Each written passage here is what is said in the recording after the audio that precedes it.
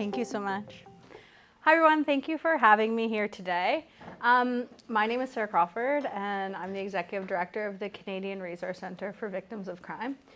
We are a national agency, thank you, and we provide support to victims across the country. So I am going to be saying and sharing some of the sentiments that our colleagues had this morning and talking about some need for reform and changes. But the CRCVC supports all victims of crime across the country. We provide different services to folks depending on where they are.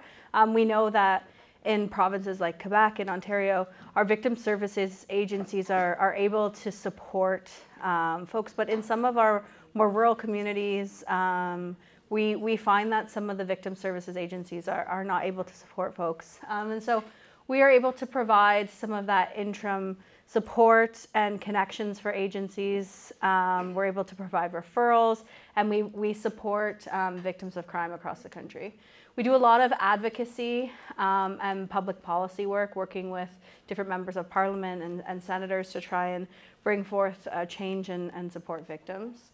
And we are really in a unique position as we're one of the only agencies across Canada to be able to support victims of crime. So most victims service agencies are provincial or local to the areas that they're supporting, whereas we're able to support across the country.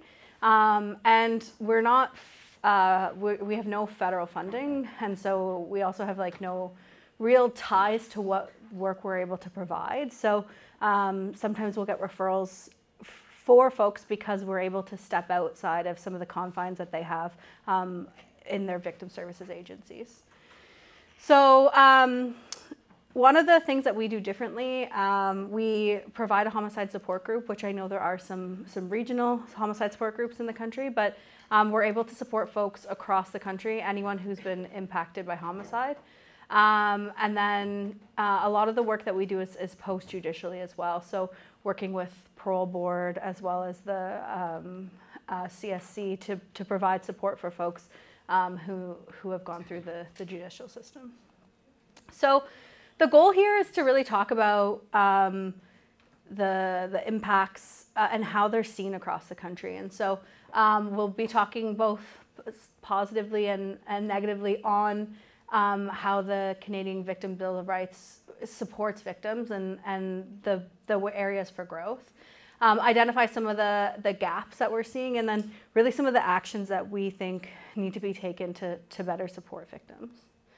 So when we're starting off of the good of the Canadian Victim Bill of Rights, the good of it is that it exists, right? So it exists, and historically, you know, we have seen that victims are excluded from the justice process. So they're, you know, they wanted to be acknowledged, and we need reform.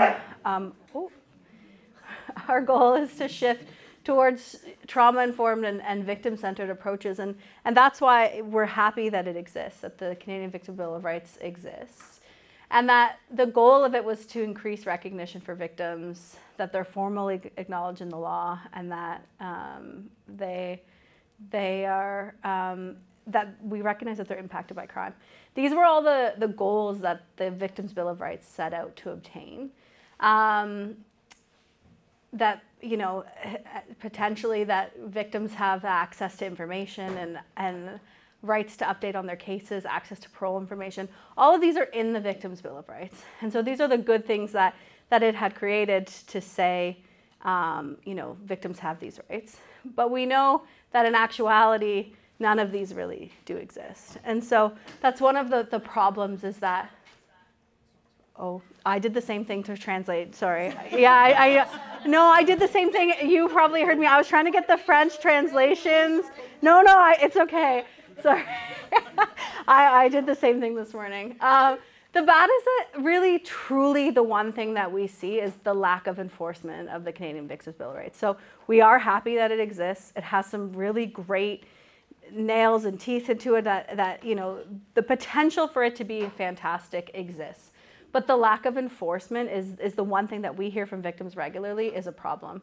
That there's no legal remedy if rights are denied, that when they make complaints to agencies about their rights not being enforced or their rights not being taken seriously, even if we're complaining on behalf of the victim or the ombuds offices or whoever the local victim service agency is, there's no real enforcement. When we make these complaints, it reaches who's ever desk, and if they're a really fantastic worker, we might hear back, and often we know that we don't. And so one of the problems that we're seeing is that there's no legal remedy if rights are denied. And so we can make a complaint to agencies, we can have a conversation about the Victims' Bill of Rights not being taken seriously, but there's nothing to hold organizations accountable when they're not following it. And so the complaints that we make, we're not seeing them lead to change. And this is really problematic when we're working with victims.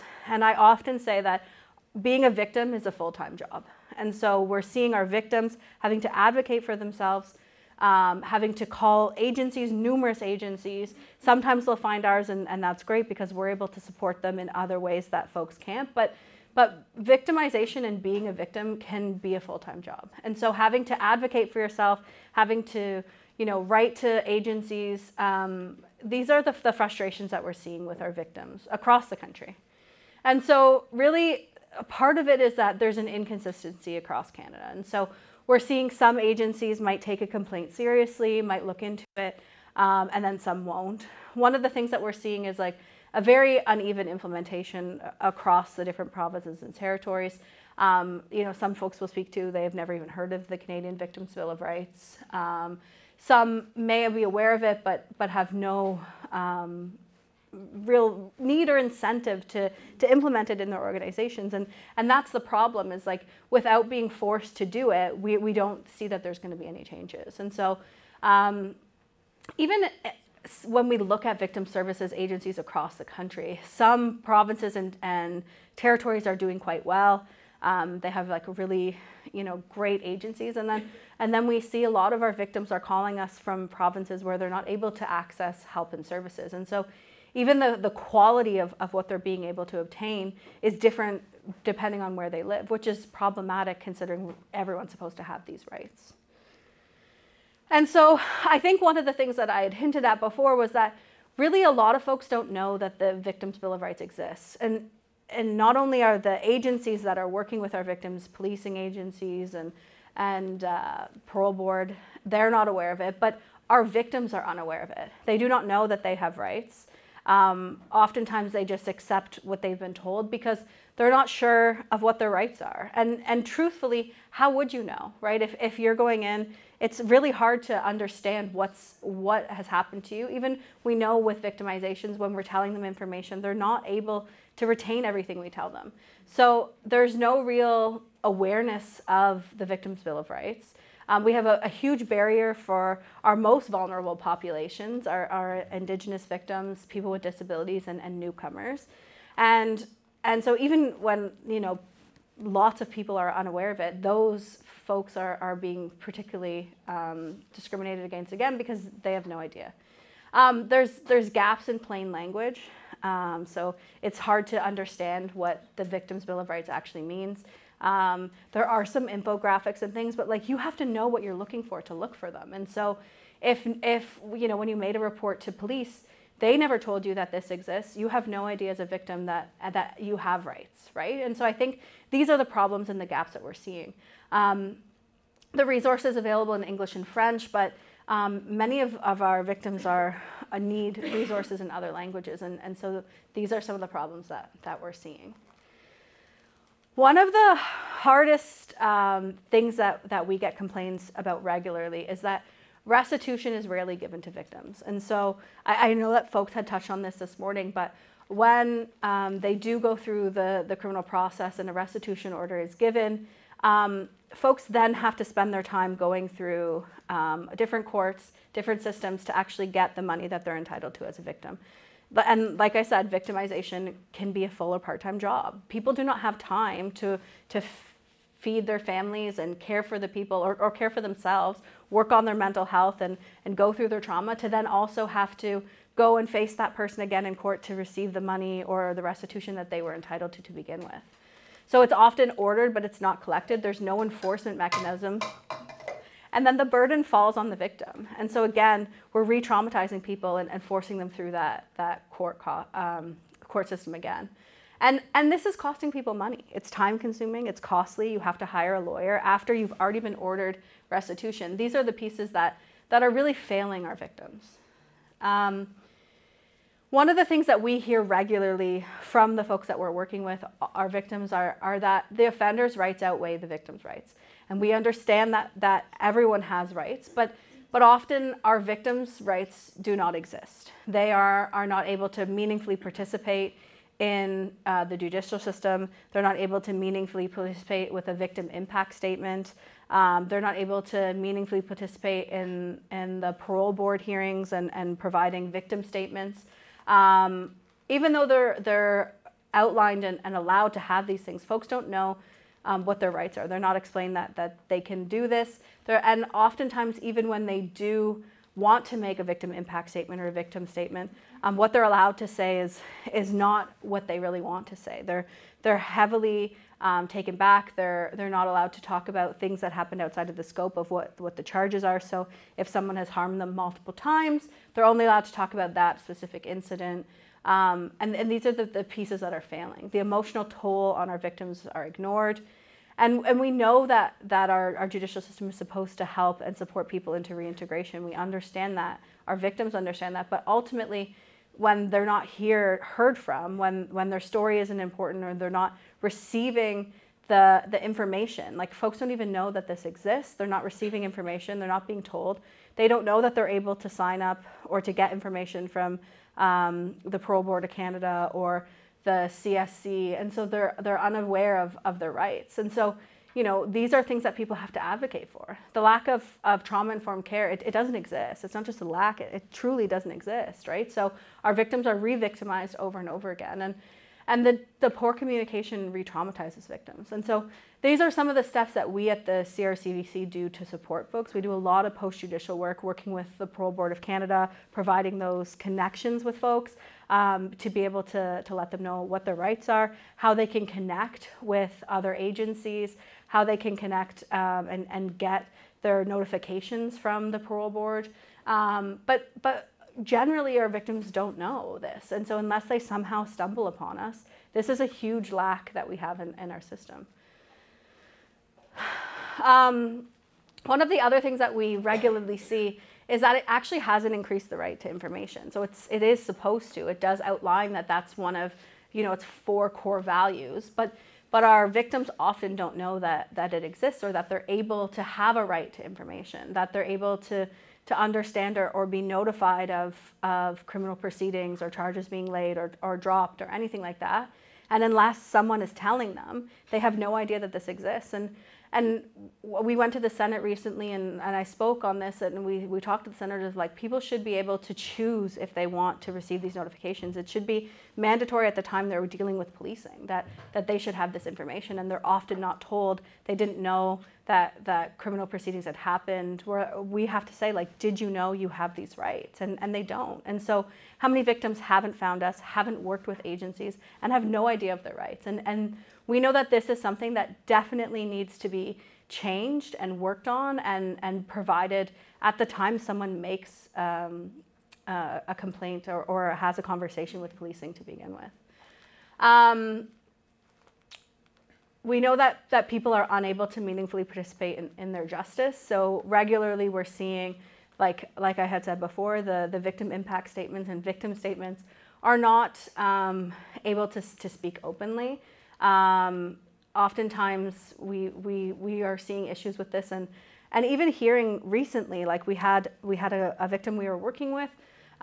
They were supposed to go to the Parole Board of Canada and be able to have that conversation in person. And in December, they were told, oh no, because of COVID, we're doing our proceedings online. You're not able to participate. That is not their right. Their right is to be there in person. And if they want to, they should be able to choose that. We can't use COVID as an excuse anymore. Like, these are the problems that we're seeing with the justice system. And so when we're advocating for what change looks like and what needs to happen, we know that there's currently no oversight for the enforcement, right? And so this is something that I don't know what it looks like, but even few changes need to happen. Like, we need to have some sort of enforcement. Who are they able to make complaints to, right? And I know we have the Ombuds office, they're doing fantastic work. You know, we work collaboratively on a ton of work, but there's no enforcement when we make a complaint to our local policing agencies or parole board or whoever we're dealing with. Our victims are not hearing anything back. They're not getting the ability to meaningfully participate in the system, and they're already the ones been caused harm, and so we're re-victimizing folks over and over again. So what we would love to see is some sort of enforcement, some way that when we have our victims, they're victimized, that they're able to make a complaint and have it actually be heard. Have the conversation, what does that look like? Like, if we're making complaints, who is able to govern this in the agencies that are traumatizing our victims? We believe that it should be automatic that victims are provided this information and enrolled in their communications about the cases and what's happening to them. It should be uniform across the country. It shouldn't be, you had a really great police officer and they gave you this information, and for someone who maybe didn't have that experience, they're not, they don't know that these exist. It should be uniform. Everyone is able to choose if they want to receive this information. Most of our victims do want to receive this information, so opting out should be a process, but being automatically provided this information is something that's needed. And that's one of the things that is also lacking. The sustainable ongoing funding, as we all know, for victim supporting agencies is problematic. We are one of the only national organizations supporting. We are, you know, folks, and we have no ongoing funding. And so we're looking at grants and funding agencies and organizations to provide this work. But if we didn't exist, who would fill those gaps, right? There's lots of provinces that we're seeing that don't have victim support agencies, that aren't able to provide this work. And so that's one of the things that we know is needed. But the enforcement is also a problem. So we need to have equity frameworks developed to be able to enforce it, to have some teeth behind it. It doesn't make sense to have a Bill of Rights that has no enforcement mechanism behind it. So yes, it's great it exists in theory, and all of the things in the beginning that I said are good about it are good ideas in theory, but in actuality, they're not working. It's not happening, and I do find it hard when I was deciding what to say. I don't just want to say that it's all bad, but when we're seeing what is the good of it is just that it exists, and ultimately everything else is the problem, because there's nothing else pushing it forward to actually be able to advocate for our victims. So these are the things that we know need changed. These are the work that we do regularly, the conversations that we're having in all levels of our government with folks about the needs and the rights of victims. But again, like I said, it is a full-time job advocating for them and victims advocating for themselves. I think also too, one of the main things that we see is that we need more increased public awareness. So currently, you know, even victims themselves don't know, but the community in general, even folks working in this field don't know that the Victims' Bill of Rights exists. And to be honest, when I was first doing this work, I didn't know it existed, right? Like, I went to school, I was doing this work, working with victims, often sexual violence, which is a whole other ballgame, because, you know, most of my victims were not my victims. The victims I worked with were not even reporting to police, right? We're not making those accusations because they know that the conviction rate is so little. And so, you know, for them, they didn't see a point in reporting. And the ones who did were often said that they weren't believed. And so, you know, and we've had a lot of conversations with policing about, you know, having conversations with their victims of, it's not that you're not believed, it's that we don't have enough evidence to bring you forward trial. And these are the pieces of our victimizations that are happening. When they're going to policing, I hear all the time, I wasn't believed. But being believed is different than having the weight behind it to actually have the criminal convictions. And so those are the pieces in the public awareness that we need. We need awareness for agencies providing the support. We need awareness in the community that this exists. And really just working with some of the victims' agencies to allow their victims to know that this exists and that the rights that they have.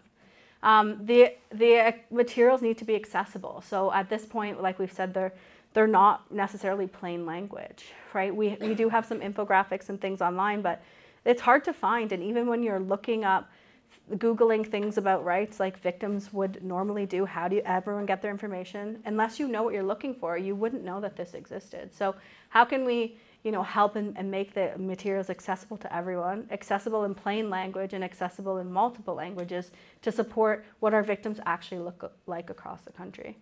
And then we also need campaigns, more campaigns supporting victims. So the work that everyone's doing is fantastic, but if we want actual change to go about, we need to know, for victims to know that they have support, and that if they have complaints about different agencies, that they'll be believed because of the changes that we're making. So a few more changes that I think are important would be expanding the Victims' Bill of Rights with legal enforcement tools. So not only does it make sense to expand it, but what are the repercussions if you don't uphold it? What are the agency's repercussions if the victims' rights aren't being upheld? Who can they complain to, and what will happen if we're seeing clear mistreatment of our victims? We need to strengthen our obligations across the system. So who is providing what, and how can they provide it? And when the gaps happen, who does that fall on? How can we not leave our victims advocating for themselves? They obviously, folks want to advocate for themselves, but when they don't want to, or when they don't have the capacity to, because we know it's taking up all their time, how can we make sure we're strengthening the system to support them better? So yeah, those would be like the main things that we think are necessary. Ultimately, we do think that the Victims' Bill of Rights was a step forward. I am happy that it exists. It is a meaningful tool that we can use to build a better momentum. It is a step forward, but our gaps remain. Our victims need more than promises, and currently that's what we're seeing. They're not getting the action that they need. They're not being able to meaningfully participate in the criminal justice system. And the criminal justice system isn't centered around them. It's centered around offenders. We know that, and again, I've said, like, offenders we know have rights, but our victims are the ones who have already been impacted by violence. They're impacted by harm, and then to not center anything around them, for them to just be not really able to meaningfully participate, continues to re-traumatize our victims. And so these are the pieces that, if we really wanted to have change and reform, they would be the most important things that we think should be invoked. So our call to action would be to advocate for reform, to make it so that these changes actually have weight behind them, and that we can have the change across Canada. We need support for our victim services agencies. We, again, have no funding at all. We're every day looking for funding, and most of the agencies doing the work are the same. So we need money to actually provide this work. And we also want to empower victims that we're working with to amplify their voices. We are working with tons of great victims. They're doing a lot of work, but again, they're all burnt out. They're working on this all the time, and by helping to support them and taking their stories and being able to come forward is really what we need. And so even today, when I consulted my team for this presentation, I said, "You guys have any, can you give me one good story of the Canadian Victims' Bill of Rights? Does anyone have anything?" And everyone was like, "No." So I said, okay. So that's really what we want. We want to be able to say, like, hey, the Canadian Victims' Bill of Rights was able to help and support us in XYZ way. And currently, we don't have that. And so really amplifying the voices and supporting our victims is what's most necessary. And that's